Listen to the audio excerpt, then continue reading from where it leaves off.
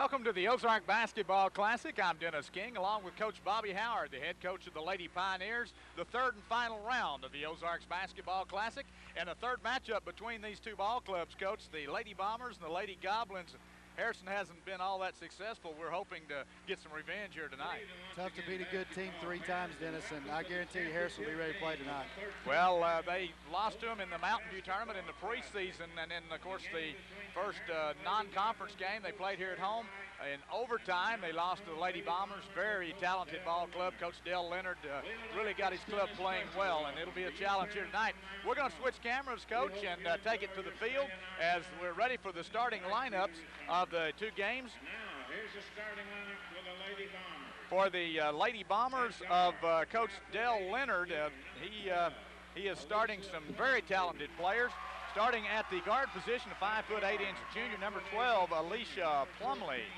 At the other guard spot, a 5'8" senior, number 14, Erica Isabel. I know you like the way she plays, Coach.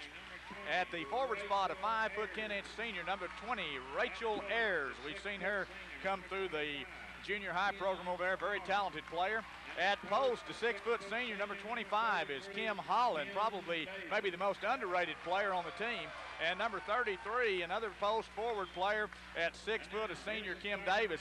Actually, Holland doesn't do a lot of scoring. She does lots of everything else. I like her as a player, Coach. They play real good defense, and she is an unsung hero. They've got some good players on their team, yes. Lady Goblins starting at the forward position, a 5'7" senior, number 10, Rachel Williams. At the forward post position, number 14, leading scorer for the Lady Goblins, a junior at 6'1", Danielle Allen. In the post position, a 6' senior, number 20, is Whitney White. At the guard spot, and what a cracker box she is, that 5'5", a senior, number 25, Tiffany Dodson. And the number 5 spot is filled by number 34, Samantha Edwards, a 5'6" junior. Of course, the Lady Goblins are coached by Sherry White, assisted by J.B. Bryant.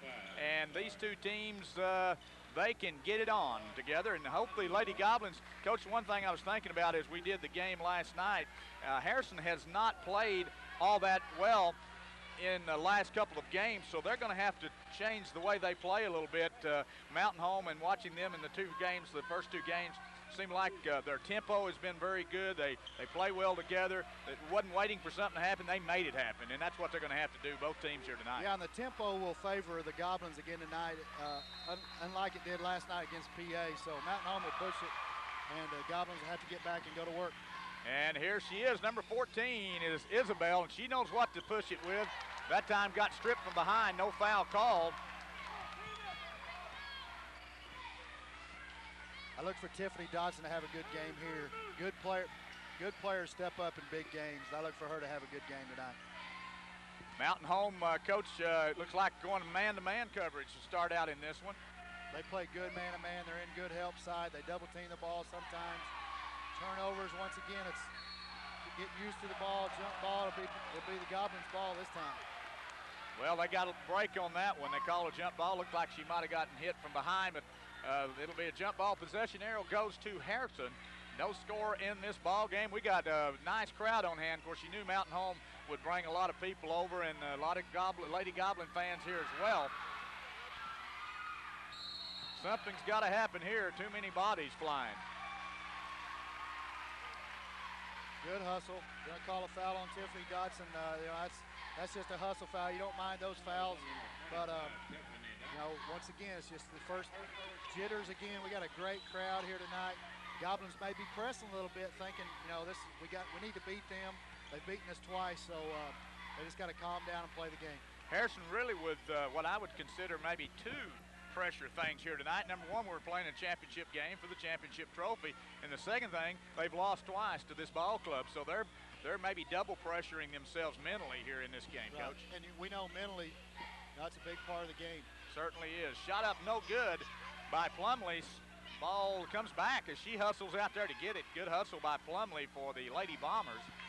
Lob pass, try to go inside to Holland. Picked off by Dodson. Here comes Dodson quickly in transition. Dodson coast to coast, puts it a little too strong off the glass, needs to use that left hand, tried to throw it up over the top, and that's a tough one to make going that fast.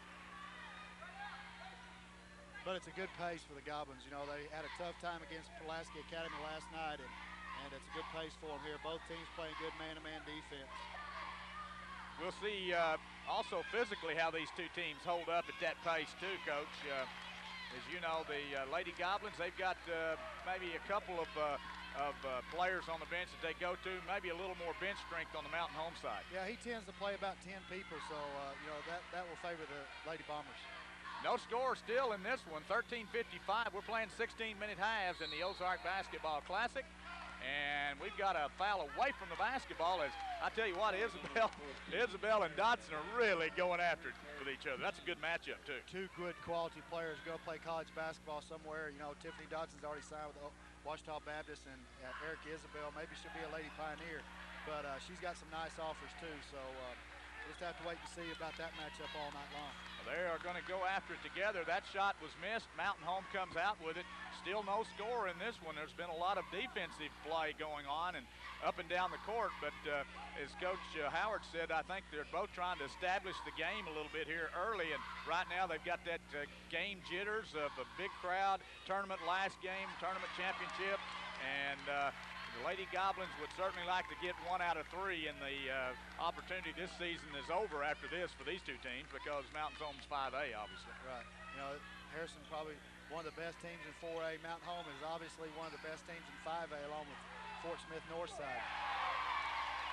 Samantha Edwards breaks the ice, and you know there's a player right there that they're going to have to get some outside shooting from because they're going to have a tendency to, as you know, play in there against Danielle Allen and Whitney White. Those guards are going to have to open it up on the outside. We talked about that last night. A good inside game is a good outside game, and a good outside game is a good inside game. So if Samantha Edwards and Rachel Williams will open that up, it'll make some room for Whitney and Danielle in there.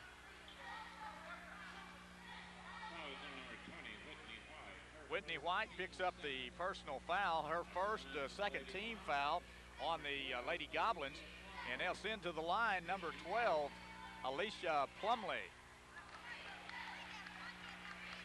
Key to this game, Dennis, will be free throws, made free throws, because they're going to go to the line a lot because they play good aggressive defense, and the difference will be who makes the most free throws. And in a close game, as you know, and have had the experience through the years, boy, games are won and lost, in those close ones especially. You don't notice if it's a blowout, you don't pay much attention, but close games, got to have them. Look at Dotson battling. Ball is, my goodness. Letting them play. Whoa, here they go. I like to let them play, Coach. I like to see that kind of, as long as somebody's not going to get hurt, I like to see them let them play. They're going to let them play, and this bunch of officiators, these officials right here are used to foul on Danielle Allen, clearing out, trying to post up on Alicia Plumley. These officials are going to let them play because they call a lot of 4 and 5A games and college games. I know they call a lot of your college games up there, so they're used to a little different level of contact. And personally, I like contact. I think if girls basketball is going to be at the same level as the men's league, they got to play at that level. And this bunch is going to let them play. They're able to do that. And that's what both these coaches want them to do. Spin move, boy, look at there. Nice move by Isabel as she just took it right in the middle, used that athletic ability, turnaround jumper falling away, and puts the Lady Bombers up by 2, 5-3 the score.